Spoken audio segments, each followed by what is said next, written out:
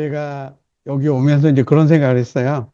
저는 사실 이제 7기 전문 강사입니다. 그래서 사실 여기 계신 그 선생님들한테 제가 배운 입장인데 제가 어떻게 제 생각을 좀 나눌 수 있는 기회가 돼서 무한한 영광이고, 어, 제가 가지고 있는 거를 같이 나누면 좋겠다 이런 생각을 했습니다. 그리고 이런 기회를 주신 우리 윤 회장님께도 감사 말씀드리고 또 그 우리 김세아별 국장님을 처음에 참 따뜻하게 많이 잘 지냈어요. 그리고 어 부탁하니까 거절할 수 없는 여건이 됐고 그 관계라고 하는 게 상당히 중요하구나 이런 걸 좀 많이 느꼈습니다.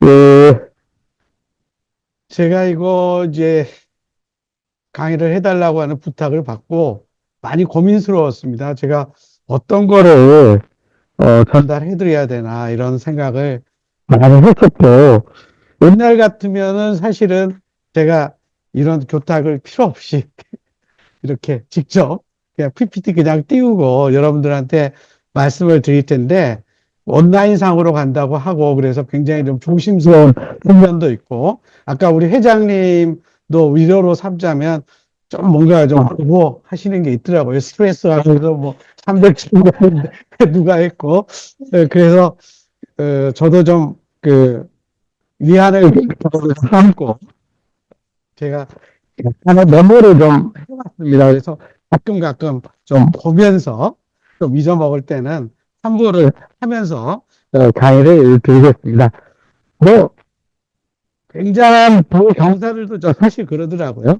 어, 제가 이제 직접 가서 강의를 들었더니 제가 김용옥 박사님 많이 좋아해가지고 강의를 들었는데 이름도 까먹고 이제 나이가 드셔가지고 힘들어 하시더라고요.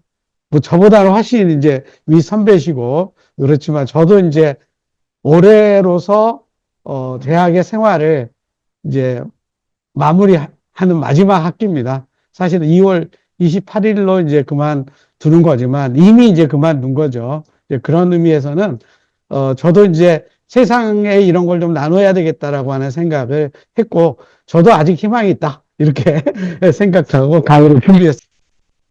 제가 이제 이런 생각을 어떤 생각을 했냐면 사실 아까 우리 회장님도 그런 말씀 하셨습니다만 최근 너무 황당하고 어렵고 힘든 일들이 일어나고 있잖아요.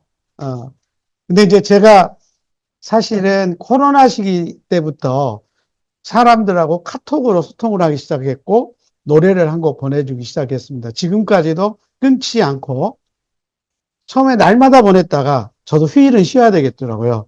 에너지가 소진돼서. 이게 저의 나름인데 제가 며칠 전에 보낸 글을 제가 이번에 그 엄청난 어떤 일을 당하면서 느낀 거를 제가 좀그 읽으면서 시작을 좀 하겠습니다. 파란만장하고 다사다난한 갑진년은 가고 모두의 지혜를 모아 위기를 기회로 고난을 희망으로 바꿀 희망찬 을사년 새해가 밝았습니다. 특히 12월은 이해하기 힘든 일이 한꺼번에 몰아 일어나 모든 국민이 경악하고 어려운 시기였습니다. 탄핵은 사필 규정으로 항공사고는 생명 외경의 정신으로 새롭게 거듭나는 발판이 될 것입니다.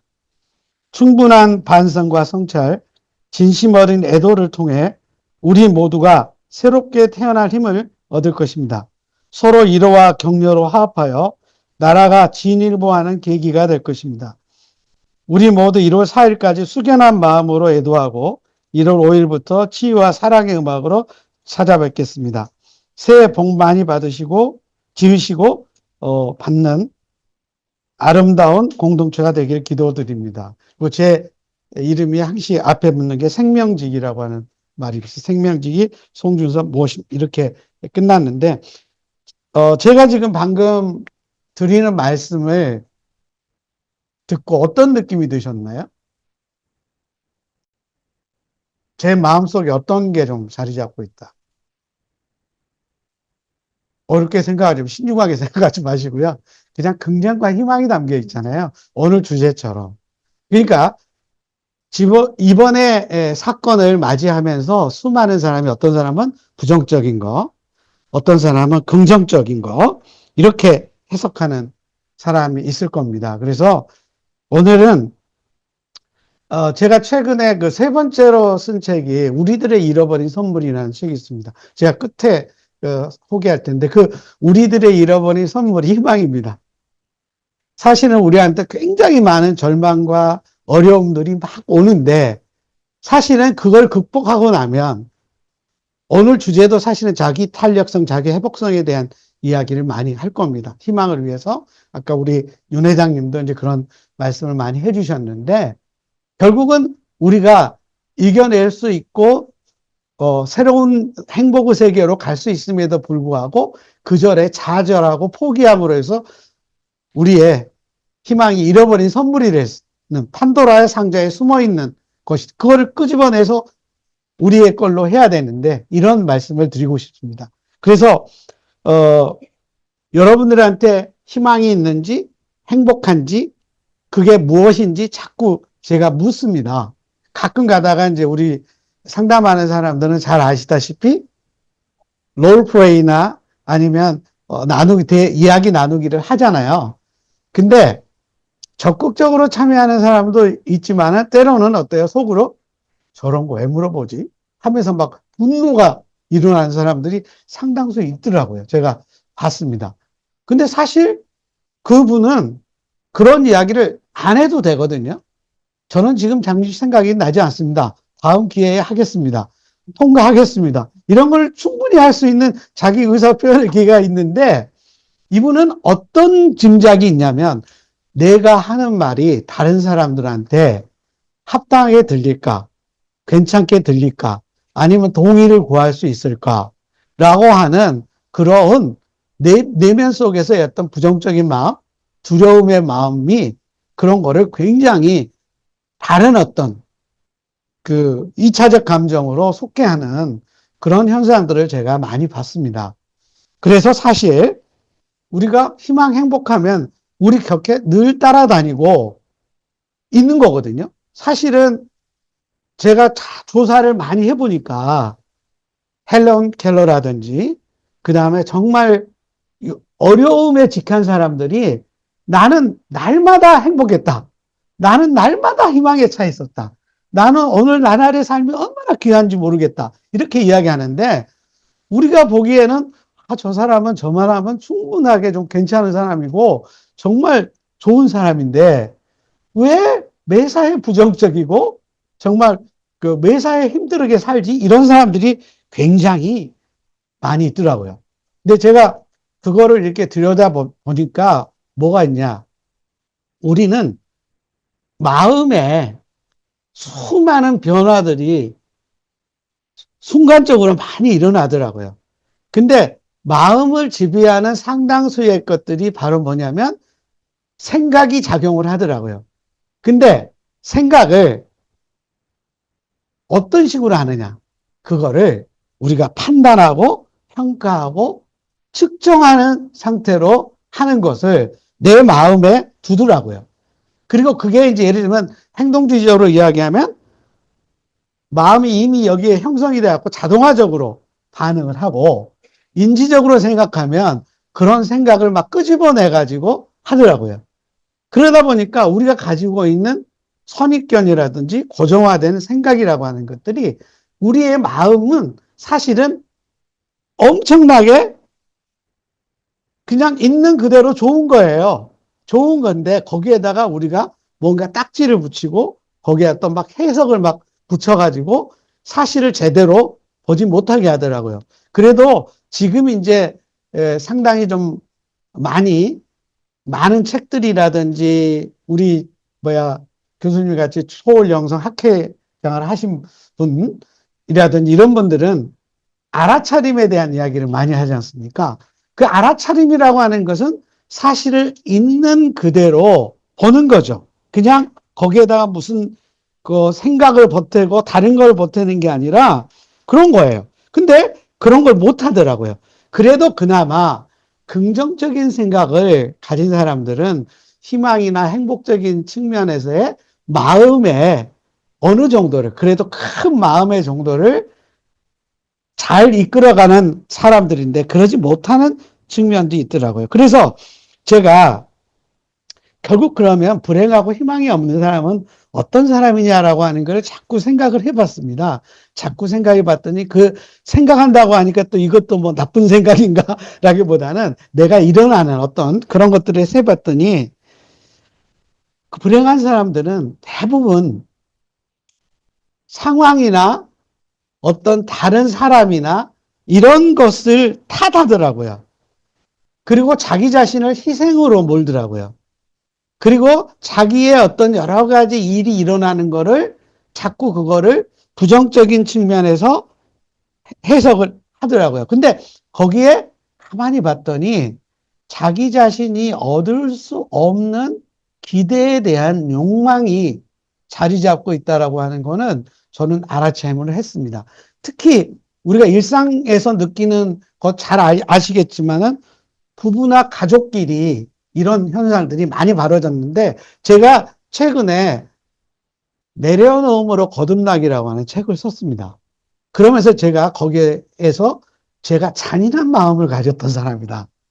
라고 하는 이야기를 했습니다. 그 잔인성은 뭐냐면 내가 기대하고 바라는 것들을 옳고 정당하다고 하는 거를 절대적으로 정해놓고 딸들이라든지 가족들이라든지 나의 제자들이라든지 이런 사람들한테 포장을 해가지고 합리화라고 하는 그럴듯한 포장을 해가지고 내가 기대하는 것을 내가 바라는 대로 이끌어 가더라고요.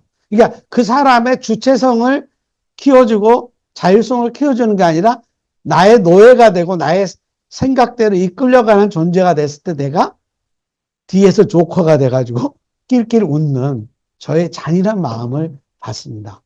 그래서 이런 것들을 통해서 제가 정말 삶은 아름다움으로 충만하고 그 귀한 것인데 우리가 그거를 알아차림하지 못하고 깨닫지 못하면서 우리의 삶을 엉망진창으로 만들고 있더라 라고 하는 거를 생각을 했습니다. 그래서 제가 오늘 그런 이야기를 합니다. 자, 희망으로 색칠하자 이렇게 이야기를 했는데 색칠하자고 하는 개념이 상당히 재미있죠. 제가 글을 쓸 때마다 색칠하다는 개념을 씁니다. 그래서 저를 아는 사람들은 거의 유행어가 됐습니다. 그래서 저를 답할 때 뭐라 하냐면 저는 오늘 하루를 행복으로 색칠하겠습니다. 오늘 저는 기쁨으로 색칠하겠습니다. 이렇게 이야기했습니다. 자, 여러분 고라고 하는 화가 아시죠? 고라고 하는 화가한테 물어봤습니다. 고라고 하는 화가의 삶을 보면 비극적이죠. 정말 자기 길을 잘라버린 정신착란적인 일도 있었고, 그 다음에 결국은 곤충으로 자살을 했지만, 그분이 그림을 그릴 때만은 정말 너무나 행복했습니다. 너무 좋았습니다. 그래서 어떤 사람이 그렇게 물어봤습니다. 당신은 어떤 그림이 제일 좋은 그림입니까? 라고 물어보니까 이 보호가 그런 이야기 했습니다. 지금 그리고 있는 그림입니다. 여러분들, 제가 그 갤러리 엠파시 관장이라고 되어 있잖아요. 한 10년 동안 제가 그 이 갤러리를 운영을 했습니다. 사실은 갤러리를 운영하면서 화가들 많이 도와줬습니다. 그림이 안 팔리면 제가 샀기 때문에. 예, 예, 그래서 저희 집은 그림으로 엄청 넘쳐납니다. 그래서 제가 사실은 그게 또 자산입니다.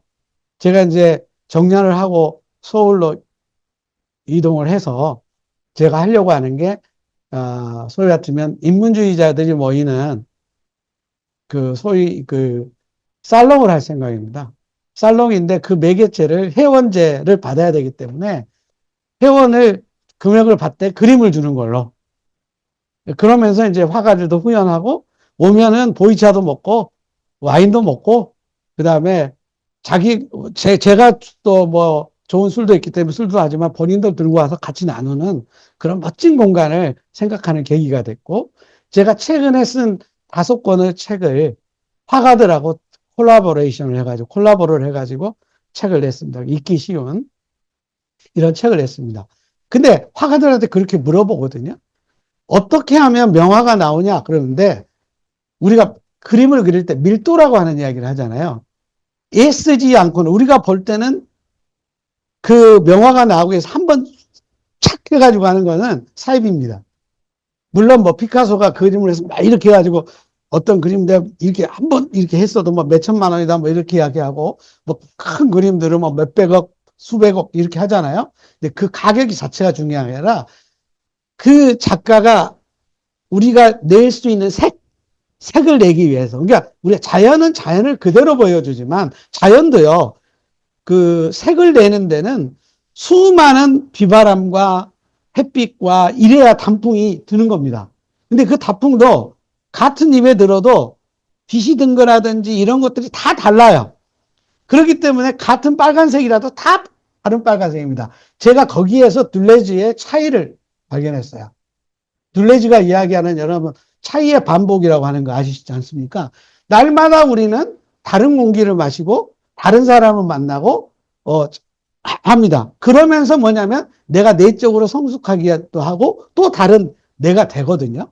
근데 자연도 마찬가지더라고. 보니까 다른 햇빛을 보고 위치에 따라서 다르고 다른 바람을 맞고 그래서 어떤 것은 정말 빨간색인데 우리가 형용할 수 없는 수많은 빨간색들이 있어요. 근데 화가가 그거를 그려내기 위해서는 수많은 덧칠을 합니다. 우리가 모르는 어두운 색도 칠하고 어떨 때는 밝은 색도 칠하고 정말 채도가 다르는 명암이 다 다르는 명도가 다르는 그런 책을 칠해서 올려가지고 명화를 만듭니다. 그런 의미에서 저는 색칠하자라고. 그래서 한 번 들고 포기해서는 안 되죠. 여기서 몸짱을 만드는 사람도 마찬가지일 겁니다. 하루 이틀 뛴다고 잘 됩니까? 안 되지 않습니까? 자꾸 뭐 해야 돼요? 웨이트 트레이닝 합니다. 웨이트 트레이닝을 하고 그 다음에 짧은 거리도 걷고 그 다음에 42.19km의 마라톤을 하기 위해서는 처음부터 스페이스를 조정해서 가는 거지 촌놈 마라톤처럼 처음에 막 달려도 어때요? 1km도 못 가서 헐컥 가지고 포기합니다. 이게 저는 인생을 색칠한다. 이런 경험을 배웠습니다. 희망도 저는 그런 거라고 생각합니다. 행복도 그런 거라고 생각을 합니다. 그래서 그런 측면의 생각을 우선 하면서 이 강의를 시작을 하겠습니다. 사실은 제가 그 강의를 하면 준비를 많이 하고 메모를 많이 합니다. 근데 사실은 그거 거의 강의 가서 써먹은 적이 없습니다. 저도 이제 이야기하다 보면 이 생각, 저 생각을 많이 담는데 이렇게 이제 그 강의하면서 얼굴을 마주치면서 하니까 제가 좀 더 부담은 덜 합니다.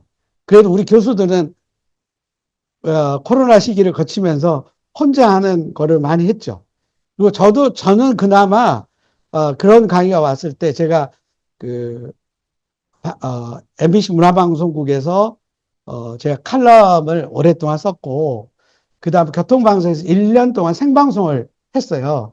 그렇기 때문에 보이지 않는 곳에서 이렇게 좀 말을 해서 제가 말이 좀 되어지는 편이지 정말 안 그런 분들은 처음에 와가지고 이 화면을 보고 한다고 하는 게 엄청 힘들어 하더라고요. 그래서 그런 측면에서 제가 그 많이 봤습니다. 그래도 오늘은 참 행복하다. 그런 생각이 많이, 여러분들 얼굴 마주치면서 고개 끄덕끄덕 해주시고 하니까 제가 더 힘도 나고 제가 없는 이야기도 좀 할 것 같고 저기 메모 안 한 것도 좀 나올 것 같고 그런 생각을 합니다. 이거 엔터하면 넘어간다고 했는데. 아, 아. 그래서 사실은 여기 보면 희망으로 했는데 제가 넘겨준 원고는 행복하게 색칠하는데 희망과 행복은 한 끗 차이입니다. 사실은 행복하기 위해서는 희망이 없는 사람은 행복하지 않더라고요. 제가 어제 정말 기록적인 일을 하나 했습니다. 그게 뭐냐면 하루에 영화를 2편 봤습니다.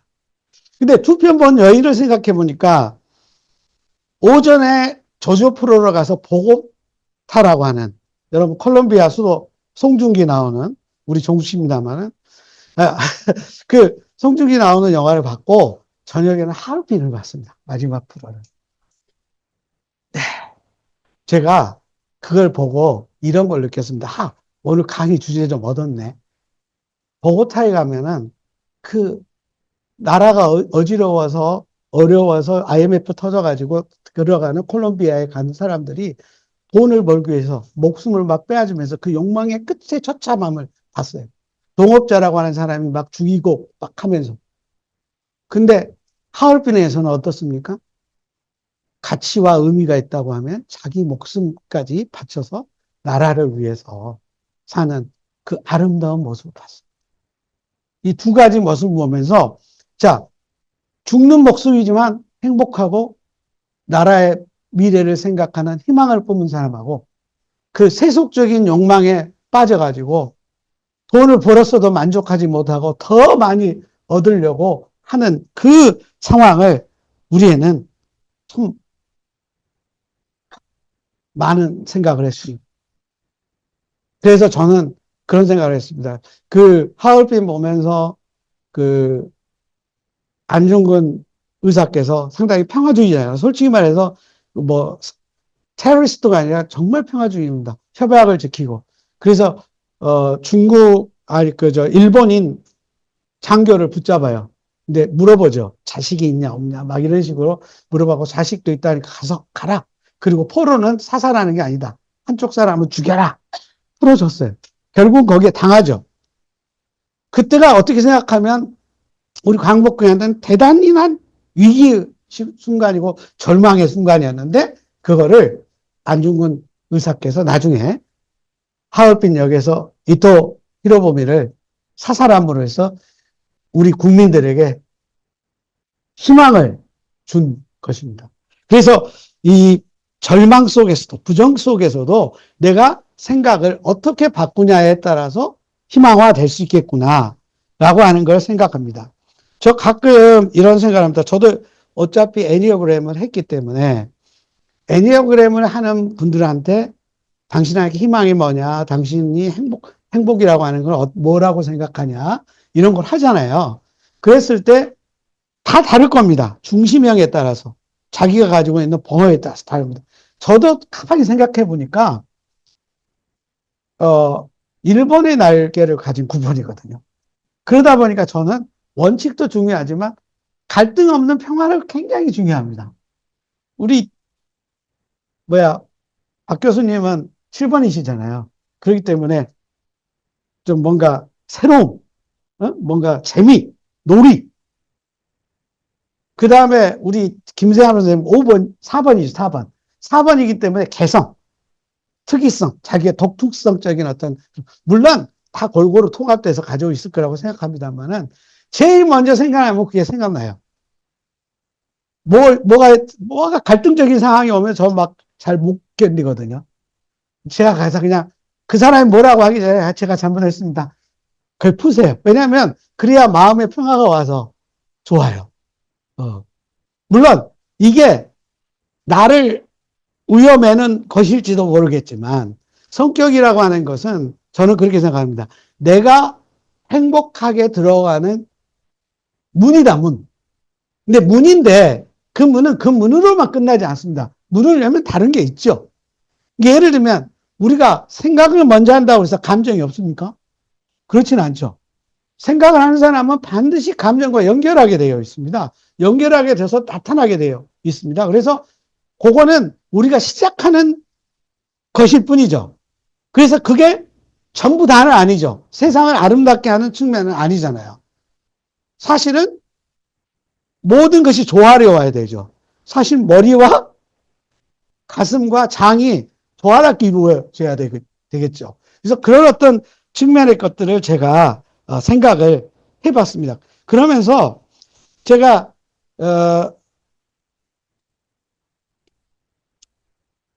아까 행복하십니까? 이제 물어봤는데, 행복하십니까? 물어볼 때 항시 제가 그런 거를 합니다.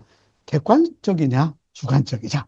이런 질문을 좀 던집니다. 근데 제가 아까 그 객관성이라고 하는 것도 상당히 모순이 있다. 저는 생각합니다. 아까 잔인한 마음이라고 이야기했잖아요. 우리가 논문을 쓸 때 결국은 내 논문이라고 하는 거를 정확하게 쓰기 위해서는 다른 요소를 다 버리잖아요. 솔직히 이야기해서. 제외하지 않습니까? 그리고 이거를 부각하잖아요. 그리고 내가 문헌을 고를 때도 이 문헌에 맞는 문헌만 막 고르잖아요. 그리고 다른 것은 한두 마디도 하죠. 이거는 불교에서만 갖고 있는 것이 아니라 기독교에서도 이런 게 있고, 하지만 전부 뭐요? 만약에 불교가 이런 사상이 갖고 있다는 걸 강조하죠. 그래서 저는 사실은 객관의 주관성, 주관의 객관성을 많이 이야기합니다. 주관적인 이야기라는 것은 내 이야기의 하나에 있어서는 내가 진실을 이야기한다라고 하는 측면에서 객관성을 보장한다고 이야기합니다. 그리고 결국은 제가 오늘 강의하는 것도 저의 주관적인 이야기를 합니다. 많은 객관적인 자료를 와서 내가 이야기하는 걸 막 다른 사람의 이야기를 끌어들일지는 모르겠지만 결국 그럴 수밖에 없다라고 하는 거를 말씀을 드리고 싶어요. 저는요, 제가 행복하게 느끼는, 여기 질문 안 하겠습니다. 왜냐하면 시간이 벌써 엄청 지나버렸네요. 제가 하는 일에 10분의 1도 안 했는데, 이야기가 지났는데, 제가 여기 좀 말씀을 드릴게요. 제가 오늘 다 물어보면 다 다를 겁니다. 각자 다 옳은 이야기입니다. 그리고 바람직한 이야기입니다. 근데 제가 오늘 이야기하는 것도 제가 하는 이야기를 나눈다. 관계성 속에서. 제 삶의 전체적인 방향은 수없이 다를 겁니다. 이쪽 관계에 가서는 이렇게 이야기할 수도 있고 저런 관계에서는 저렇게 이야기할 수 있습니다. 그래서 차이가 다 있는 거죠. 관계망으로 여겨져 있는데 그러면 어떻게 제가 애니어그램에 와서 우리가 삶의 행복한 거라든지 희망에 대해서 생각을 했냐면 저는 이렇게 생각합니다. 애니어그램이 가지고 있는 소중한 측면이 먼저 나를 찾는 여행을 하잖아요. 내가 누군가를 압니다. 결국 그런데 그 길의 끝은 나만 알고 너만 아는 게 아니라 우리가 같이 가는 여행을 하잖아요. 그게 귀중하다고 생각합니다. 그래서 행복과 희망도 저는 그래야 된다고 생각합니다. 행복과 희망은 그러면 어떻게 가야 되느냐? 자, 내가 행복이라고 하는 것이 당혹스러울지 모르고 희망이라는 게 뭔지 모르겠지만 그 희망에 끈이 있어야 된다고 생각하는데 첫 번째는 내 자신으로 사는 겁니다. 저는 그렇게 생각합니다. 내 자신을 사는 거고 나는 누구인가를 저는 지속적으로 물어야 된다고 생각합니다. 그게 오늘 내가 다르고 내일 내가 다를지라도 지금 여기에 있는 나한테 과연 내가 여기 오면서도 그랬어요. 내가 여기 오면서 우리 애니어그램 오는 게 행복한가? 이렇게 물어봤어요. 근데 저는 참 행복했어요. 왜냐하면 처음에 시작도 행복했고 여기 오면은 항시 같이 나눔이 있어요. 따뜻함이 있었어요. 솔직히. 그리고 뭐를 부탁하더라도 정말 감사함을 담아서 부탁을 했어요. 그러니까 저도 감사한 거잖아요. 사람은 다 인정받고 싶어 하는 게 있는데 그 인정을 잘해줬어요. 그리고 함께 나눴어요. 자, 여러분들 잘 아시다시피 컴퍼니라고 하는 말이 있잖아요. 컴퍼니. 컴퍼니는 common with 가치잖아요. 퍼니가 뭔지 아시죠? 빵입니다. 빵을 함께 하는 게 컴퍼니입니다. 친구입니다. 우리 가족을 식구라고 하잖아요. 식구도 뭡니까? 빵을 같이 나누는 거잖아요. 이게 그게 물질뿐만 아니라 마음과 기타의 다른 것들도 같이 쉐어하고 나눌 수 있는 공간이 된다면 그런 아름다운 공동체가 있다면 그게 행복의 터전 아니겠습니까? 우리가 가는 희망의 나라 아니겠습니까? 지금 왜 갈등이 있습니까? 나만 옳다? 내가 그런 거 가져야 돼? 나만 우리나라를 잘 만들 수 있어. 자유민주주의로 공정과 상식의 세상으로 만들 수 있어. 저 사람은 안 돼. 이렇게 하고 있잖아요. 그러니까 어지럽잖아요. 그래서 저는 함께라고 하는 거를 상당히 중요하게 생각합니다. 저한테 물어보라고 하면. 그리고 저는 놀이가 없으면 안 된다. 즐겁지 않으면 안 된다. 제가 여기 오는 행위가 이게 잘해야 되겠다라고 하는 두려움은 있지만 가서 즐겁게 함께 해야 되겠다라고 하는 마음이 저는 같이 해야 된다고 생각합니다. 그래서 그 안에 자리 잡은 것이 놀이입니다. 그래서 저는 인간의 가장 특징 중에서 중요한 게 뭐냐면 호이팅가가 이야기하는 호모 루덴스를 이야기합니다. 인간은 놓을 수 있는 존재. 그 놓을 수 있는 존재의 가장 모델이 뭡니까? 카잔스키스가 이야기하는 그리스인 조르바의 이야기잖아요. 그리스의 조르바에서 그러면 노르가 되려면 뭐 하냐? 첫 번째, 기대하는 게 없어야 돼요. 내가 막 돈을 따야 된다든지, 저 사람을 통해서 막 뭐를 얻어야 된다든지, 이렇게 하면 절대 놀이가 안 됩니다. 그 다음에 두 번째는 두려움이 있으면 안 됩니다. 그걸 결국 이야기하니까 자유더라고요. 내가 자유롭게 어떤 거를 할 수 있을 때 결국 그거는 놀이가 되고 즐거움이 되더라. 그래서 근데 이제 대부분의 사람들은 그거를 하면은 안 되기 때문에 어떻게 되냐? 같은 사람을 찾아다닙니다. 동종을 물색하고 다닙니다. 그래서 우리가 철학도 차이의 철학보다는 처음에 시작하는 게 공통성을 찾으려고 합니다. 본질을 찾으려고 합니다. 그 다음에 영원히 변하지 않는 거를 찾으려고 합니다. 변하고 있는 게 사실임에도 불구하고. 그래서 거기에서 뭐냐면 동종의 다양함을 느낍니다.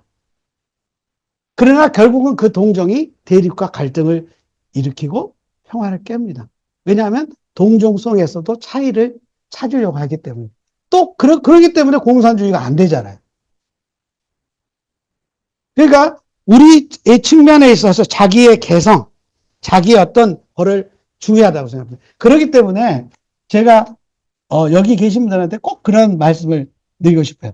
여러분이 가지고 있는 독특한 놀잇감이 뭔지, 그리고 여러분이 가지고 있는 독특한 스피라우,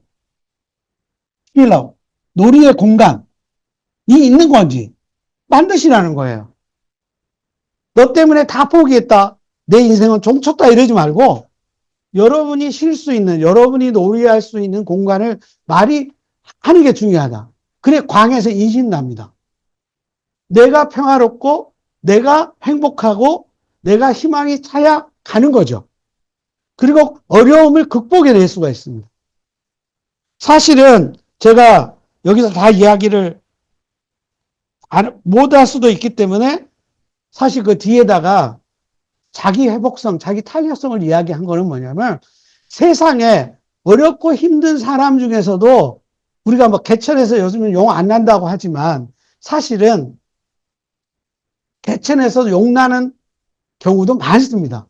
왜냐하면 그거는 내 자신의 소중함, 나에 대한 어떤 존중감, 사람이 자꾸 실패하고 불행하다 보니까 자기의 소중함을 잃어버리다 보니까 자존감이 생기잖아요. 자존감이 생기니까 뭐가 생깁니까? 결국은 어떤 일을 하려고 해도 이룰 수 있다는 자신감이 있어. 그러니까 뭐를 잃어버려요? 희망을 잃어. 희망을 정말 잊어버려요. 그래서 그런 측면이 있습니다. 그래서 나날의 삶이라고 하는 게 사실은 희망이다. 이렇게. 우리 김태길 교수님 아시죠? 뭐, 우리 원로의 그 쓰리스타 철학자 교수님 계시잖아요. 지금도 살고 계시는 선생님 계시죠? 그래, 김현석 교수님, 김태길 교수님, 안병옥 선생님. 이분이 쓰리스타인데, 이게 자꾸 철학자의 여기, 과거에 계신 어떤 분들은 객관화 시키려고 했더라고요. 이 객관화 시키려고 뭐냐면, 그렇듯해요. 기본 생활의 안정, 건강, 자아의 성장, 공동체에 대한 떳떳한 구실, 원만한 인간과의 아주 좋은 말이죠. 이러면 행복할 것 같잖아요. 행복의 조건을 냈습니다. 근데 내가 이거를 어떻게 해석하느냐, 이해하느냐에 따라서 전혀 이런 거 다 갖추고 그렇게 보이는 것처럼 보여. 예를 들면 돈도 좀 있고, 그 다음에 주사님 정도면 날마다 헬스클럽 가서 건강하게 하고, 그 다음에 저 정도 되면 출세도 했고, 자기 어떤 실현도 했고, 그 다음에 공동체에서 뭐 내놓으라 하는 지위도 갖고 있고, 그 다음에 보면은 어디 가서 뭐 파티도 잘 열면서 잘 인간관계를 걷는 것 같아. 근데 내가 이거를 주관적으로 파악할 때, 그거를 해석해 낼 때, 나는 이걸로 충분하지 않아. 나는 더 해야 돼. 나는 검찰총장으로 안 돼. 난 더 해야 돼. 이런 식의 어떤 문제들이 발발하게 되면 결국은 어때요? 그 사람이 행복하겠습니까? 행복하지 않죠. 더 많은, 그래서 저는 하루하루가 보석이다라고 하는 말을 드리고 있어요. 행복하고 희망을 가는 길은 거창하고 이런 게 아니라 하나의 나날의 삶을 행복하게 사는 것. 나날의 삶을 희망에 부풀어서 사는 것이 중요하다. 이렇게 씁니다. 이건 무슨 이야기냐면 어느 날 어부가 여러분들 새벽에 일어나서 저도 여기 오면서 하나의 걱정은 있었어요. 열차를 타고 여기 오려면 새벽에 일어나가지고 제가 아침마다 오면서 사실은 내원욕을 하거든요. 제가 그래도 약간의 젊음을 유지할 수 있는 비결 중에 하나가 그러잖아요. 65세, 66세가 됐는데도 제가 이렇게 좀 주름이 없고 이런 거는 제가 내원욕도 하고 이런 그 비결이 있단 말이에요. 근데 이것도 못하고 가야 되는데 예를 들면 이런 거 있잖아요. 내가 나날이 어떤 거를 끊어야 돼. 근데 우리가 나날의 삶에서 좀 더 가치 있고 좀 더 그 의미 있는 것으로 끌려갈 수밖에 없잖아요. 이랬을 때 기쁜 날이에요. 오늘이 주어진 여기 애니어그램에서 저한테 강의할 수 있는 기회가 오늘을 통해서 또 계속 있을 수도 있지만 오늘 하루로 끝날 수도 있잖아요. 저한테는 최고의 날이잖아요. 그렇기 때문에 굉장히 기쁘게 온 거예요. 그래서 오늘 여기 강의하는 게 저한테는 보석이에요. 근데 이 어부가 그런 거야. 어두컴컴하니까 막 가면서 뭐도 치고 우리가 툭툭툭툭 다 치고 갔어. 그래가지고 강가에 도착을 하니까 해가 이제 떴어. 내가 이제 보게 됐어. 근데 내가 다 툭툭 쳤던 것이 다 보석이더라고. 그렇죠. 우리는 모르는 게 많잖아요. 우리가 주위에 사는 수많은 사람 만남의 속에서 보석도 있고 여러 가지도 있지 않습니까? 근데 그거를 모르고 살았더라. 그래서 오늘 여기서 만난 그 자체가 오늘 큰 보석이 될 거다. 하루하루가 보석이더라. 거창한 게 아니더라. 객관화 시키는 게 아니더라. 그래서 제가 이러고 나서 그러면 어떨 때 행복함이 드시던가요? 라고 물어봐요. 왜냐면 나날이 보석이니까. 처음에는 행복이라고 하는 큰 이야기를 하면 너무 어렵잖아요. 그러면 지금 행복하십니까? 이렇게 물어보는 거죠. 지금 깨어있고 알아차림을 하면 행복한 거잖아요. 이런 측면의 것들을 이야기를 할 수 있습니다. 그러면서 제가 이제 자꾸 시간이 거의 한 5분 정도 남은 것 같아서 제가 좀 해야 되는데 제가 그러면 행복하려고 하면 어떻게 되냐? 만족해야 되겠더라. 우리가 욕망이라는 게 있죠. 탐이라는 게 있잖아요. 우리가 욕구라는 게 있고 잘 아시다시피 요구라는 게 있습니다. 욕구와 요구 사이의 격차가 욕망이라고 한답니다. 그러니까 그런 측면에서 우리는 엄청난 많은 욕망을 가지고 있는데 그 욕망에 만족하지 못하면 거기에 집착하게 되더라고요. 집착하게 되면 행복하지 못하더라고요. 그래서 자기 만족이라고 하는 게 상당히 중요하더라. 아리스토텔레스도 사실 행복에 대해서 이야기했는데, 네네네. 그래서 행복하지 못할 59분까지 해도 된답니다. 그래서 행복하지 못하게 됐는데 여기에 보면 그 만족해라고 하는 것이 행복의 근본이더라. 오늘도 여기에 모임에 만족하면 행복의 근본이겠죠. 근데 그 만족의 욕심이 너무 크면 아니겠죠. 그래서 제가 저는 사실 이제 카톨릭입니다. 카톨릭인데 요한 보스코, 돈 보스코의 설마 교육자가 되겠다고 마음을 먹었기 때문에 그걸 봤는데 저는 요즘에 스님들하고 상당히 좀 친하게 돌아다닙니다. 스님들이 많이 찾아요. 제가 5대 정묘 복음도 가고 막 여러 가지를 돌아다니면서 많이 얻는데 그 중에서 제가 그렇지 않아도 이제 뭐 이론적으로 탐진치라고 하는 거에 대해서는 다 아실 겁니다. 근데 탐은 잘 보시면 아시겠지만 지금 이제 금자에다 조개 패자예요. 지금 여기에 뭔가 재물이 놓아 있으면 탐이 생겨요. 근데 그거를 나눌 분자로 나누면 가난할 분자가 돼요. 근데 이 가난한 사람이 왜 천국에 가냐를 여기서 알았어요. 탐이 있는 사람은 하게 돼가지고 거기에 집착을 하고 얻으려고 하고 얻어내려고 하다 보니까 자기가 얻어내지 못한 것이 어떻게 돼요? 분노로 일어나요. 성냄으로 일어나요. 그래서 탐과 진은 연결되더라. 근데 여러분 잘 알다시피 어때요? 화를 내면 어떻게 됩니까? 세상의 판단이 제대로 되든가요? 안 되잖아요. 그러면 어리석음이 나오더라. 아, 이거에 삼독은 서로 연결이 되어 있구나. 이거는 한 세트더라. 구분이 이루어지는 게 아니라 하나의 세트로서의, 와, 우리의 삶에 정말 독소구나. 그것의 반대말이 일생활에 감사하면서 만족해 하는 거구나.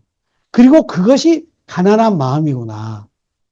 그 가난한 마음, 나눔의 마음이 바로 소위 말하면 천국이구나. 다른 곳이 아니라. 그리고 내 마음의 영혼 속에서 둘레지가 이야기했던 나의 내적인 차이의 반복을 통해서 내가 성숙하는 거구나. 그게 서양적인 용어로서 아리스토텔레스는 자아실현이라고 했고, 둘레지는 약간의 동양적인 공부를 하면서 그게 성불하는 것이라고 했구나. 그래서 이 다양한 삶에 있어서의 탐진치라고 하는 것을 알아차림하는 거. 이게 나의 탐이라고 하는 것을 알아차림하는 시작이 중요하구나. 그러면 뭐가 중요하냐? 현재 순간순간을 알베르트 까미가 이야기했듯이 순간순간을 즐기는 것이 바로 행복의 길이구나. 행복이 멀리 있고 희망이 멀리 있고 아니구나. 그래서 제가 아침에 강의를 하려다 보니까 요새 감기들이 많잖아요. 그래서 일주일 전부터 계속 목을 걱정하게 되는 거예요. 신경을 썼죠. 좋아하는 술도 잘 안 먹고 조심하고 들어가고 많이 어울리는데도 제가 할 수 있는 최소한의 의의라고 생각했습니다. 그래도 걸리면 어쩔 수 없지만 저 나름대로는 근데 탁 들어왔는데 선생님이 저한테 무슨 차 드실래요? 네, 차 따뜻한 거 주세요. 제가 차를 한 모금 먹으면서 목에 따뜻한 기운이 넘어가니까 너무 행복한 거예요. 아, 물 한 잔의 행복의 감격성이 여기에 있구나. 오늘 내가 하려고 하는 것을 가르쳐 주셨구나. 아, 이런 이야기를 하라고 나한테 깨닫게 해주셨구나. 그래서 너무 감사함을 제가 느꼈습니다.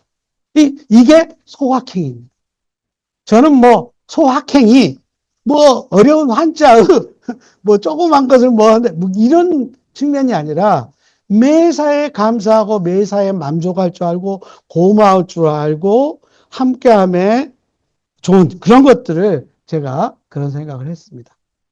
그 다음에 이제 제가 세상 살아가면서 중요한 것이 뭐냐 생각했더니 아까 제가 관계라고 그랬잖아요. 근데 사람은 사람과의 관계를 맺을 수밖에 없더라고요. 사람과 사물도 뭐 관계를 맺고 다 자연과도 관계를 맺지만 우선 했을 때, 아, 제가 질문을 해봤어요. 저한테 좋은 친구가 있는 거냐. 정말 좋은 사람이 있는 거냐. 근데 이 관계를 알아본 중에서 제가 여러분 친구를 이야기하면 뭐 간표지교, 금난지교, 뭐 문경지교 다 들어봤을 거예요. 수어지교. 친구를 나타내는 아름다운 말들은 다 있어요. 근데 세상에 나를 알아주는 친구, 지음이라고 하는 말이 나오게 된 게 백아절연이에요. 여러분, 백아가 자기가 탔던 뭐요? 이 검은 거를 뜯어버려요. 커버요. 그게 뭐냐면 종자기라고 하는 사람이 종자기는 사실은 뗄나무꾼이에요. 뗄나무꾼인데 저기 백아가 이걸 치면 산의 느낌을 가지고 치면 그 종자기가 뭐라고 표현했냐면 하늘이 우뚝 솟은 태산과 같은 기운을 느낄 수 있다. 이렇게 여기서 저 음악을 치는데 뭐 그거를 안 거예요. 그 다음에 강에 대해서 치면, 도도하게 흐르는 강이 마치 황하가 흐르는 것과 같더라. 이렇게 이야기를 했어요. 그래서 그 친구가 죽었어요. 그러니까, 저려, 검은 거에 저기를 탁 끊어버렸어요. 이런 친구. 얼마나 소중합니까? 근데 그런 친구가 있는가 생각해봤더니 부끄럽기는 가까이 있는 친구는 있지만 이런 친구가 있는데 제 자신이 부끄러웠어요. 제가 그런 사람이 되지 않으면 안 되잖아요. 그런 거를 이야기합니다. 그리고 제가 이야기한 삶의 질에 대한 문제, 아까 일과 놀이에 대한 문제 이야기했습니다. 일을 노역으로 생각한 게 아니라 놀이로 생각해야 가치가 있겠죠. 이거는 제롬이라고 하는 영국의 철학자가 이야기합니다. 일을 놀이로 바꿀 수 있는 사람이 행복하다. 일을 놀이처럼 하는 사람. 그 다음에 만족과 감사. 아까 제가 그런 이야기를 했습니다. 여러분 에피쿠로스도 이야기할 때는 여러분 상당히 재밌는 게 뭐냐면 만족을 모르는 사람은 어느 것도 충분하지 않다. 이렇게 이야기를 했습니다. 에피쿠로스는 여러분들 잘 아시는 쾌락주의자로 유명한 사람이잖아요. 쾌락의 근본적인 것도 만족이라는 거죠. 그래서 그런 이야기를 했습니다. 그래서 이제 좀 빨리빨리 넘어갈게요. 제가 그냥. 그래서 세상에 잘 사는 사람들을 다 봤더니 결국은 자기 행복이다. 왜냐하면 성공을 해서 역경도 만나는데 그 역경을, 실패를, 위기를 기회로 여기는 사람. 이게 결국은 어제가 슬펐더라도 오늘에 나가, 내일에 나가 정말 잘 살 수 있다라고 하는 거를 심어주는 거더라. 이렇게 생각을 했습니다. 자, 그래서 대표적인 사람이 여러분 프리다 칼로입니다. 프리다 칼로. 그럼에도 불구하고라는 말을 제가 많이 쓰는데 프리다 칼로는 여러분 잘 아다시피 6살에 척수성 소아마비에 걸려져 있던 사람이고 그런데다가 또 17인가 8살에 여러분 전차에 치워가지고 모든 만신창이가 됐고 그 다음에 이 디에라고 하는 여러분 잘 아시죠? 디에고라고 하는 화가를 좋아하고 만났는데 이 바람둥이 새끼가 자기 동생까지 또 어떻게 해버리잖아요. 그러나 결국 여러분 두 번 결혼하죠. 두 번 결혼해가지고 두 차례 이혼하고 재결합해가지고 결국은 이제 죽은데 이분이 마지막에 그린 그림이 여러분 비바라 미다입니다. 여러분 이제 콜드플레이 노래도 있지만 역경 속에서 이런 그 삶의 것들이 있더라라고 하는. 그 다음에 이모당 제가 좋아하는 사람 중입니다. 삶을 어떻게 해석하냐? 이모당처럼 이름이 좋은 사람이 스풀림에다가 말씀어에다가 말씀이 스풀 이루는 당이잖아요. 이분이 그 양귀비를 헤어하라고 하신 분이 이분이에요. 말을 알아듣는 꽃이다라고 하는 이 천재인데 이분이 세상을 어떻게 해석에 따라 산뜻한 수필도 되고 난해한 논문도 된다. 에세이가 된다. 이렇게 이야기를 했어요. 우리가 어떻게 해석해야 될까요? 여기 키우마이 종단 연구는 정말 어려운 애들을 했는데 어렵고 힘든 애들을 20년, 30년 추정해서 했는데 그중에 3분의 1이 그래도 성공하더라. 결국은 출생 가지고 하는 게 아니다. 역경과 헌신적인 사랑이 중요하더라.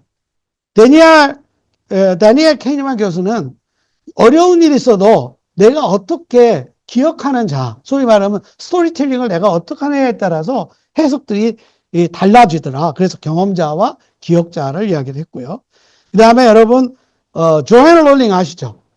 포르투갈 사람하고 결혼해가지고 어렸을 때 어려서 이혼을 해가지고 영국에서, 그, 자기 아이를 위해서 글을 쓰기 시작한 것이 바로 아주 세계적으로 유명한 해리포터 시리즈를 만들게 된 계기가 됐고, 안데르센도 여러분 초등학교도 미처 안 나온 사람입니다. 엄마 아버지한테 구박 많이 당했죠. 근데 가난했으니까 성냥포리 소년을 만들었다. 못생겼다고 놀림받아서 미운 오리 새끼가 나온 거죠. 그래서 그거를 여러분 긍정적으로 해석할 수 있는 눈을 가졌다. 여러분 에이미 멀린스라고 하는 사람이 있습니다. 여러분 모델이자 영화 배우기도 하고 달리기 선수인데 이 사람 어때요?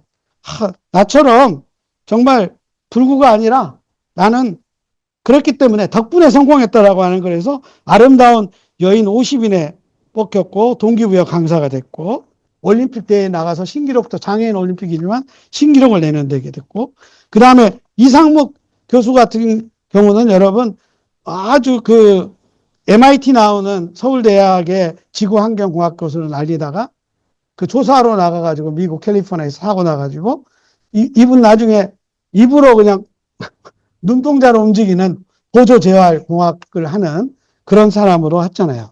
이게 여러분 중요한 겁니다. 여러분, 저는 이제 여기서 하고, 유치민은 어떤 이야기를 하고 싶은 거냐면, 큰 고깃집에서만 행복을 느낀 게 아니라 망했어요.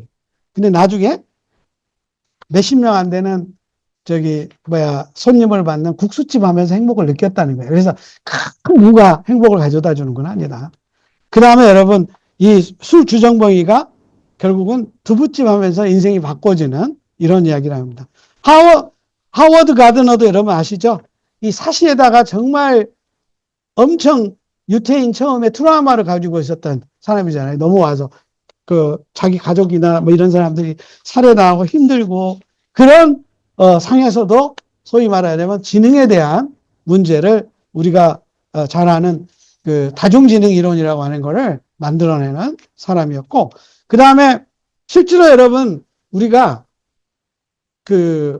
머리가 엄청나게 IQ의 지능 지수가 높은 사람이 뭐 성공하고 예를 들면 된 게 아니라 실제로 보면 어느 정도 110 정도의 보통 이상의 사람들이 사실은 성공한 케이스가 많더라 하는 게 말콤 글래드웰이라고 하는 여러분들 그 사람이 아웃라이더에서 의과대학의 노벨 의학생이라든지 노벨 화학상 받는 사람은 분석을 하잖아요. 실제로 엄청난 천재들이 그걸 만드는 건 아니더라.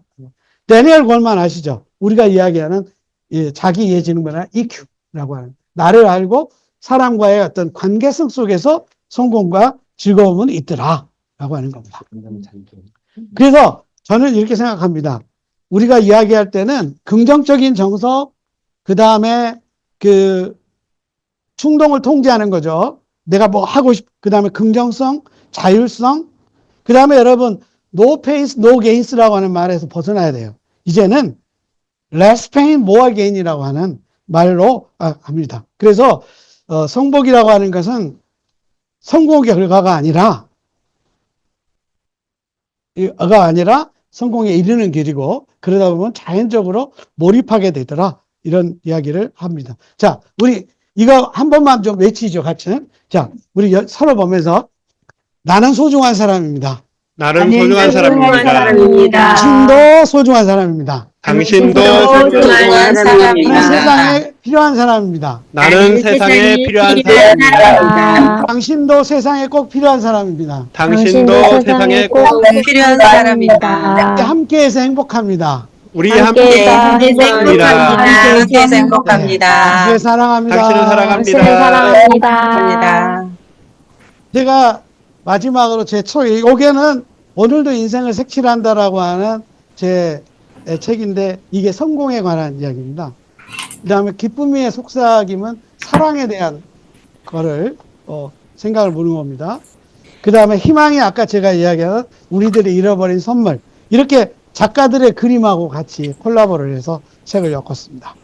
그 다음에 행복, 이거는 마음의 숲을 거닐다 라고 하는 것에서 찾을 수 있고요. 그 다음에 사람됨, 그 다음에 아까 그런 거는 내려놓음으로 거듭나기라고 하는 책에서 했습니다. 그러니까 제가 좀 달려왔습니다만은 경청해 주셔서 감사하고요. 우리 모두는 행복의 주인이고 희망의 주인입니다. 감사합니다. 감사합니다. 네, 우리 성재혁 교수님께 큰 박수 부탁드립니다.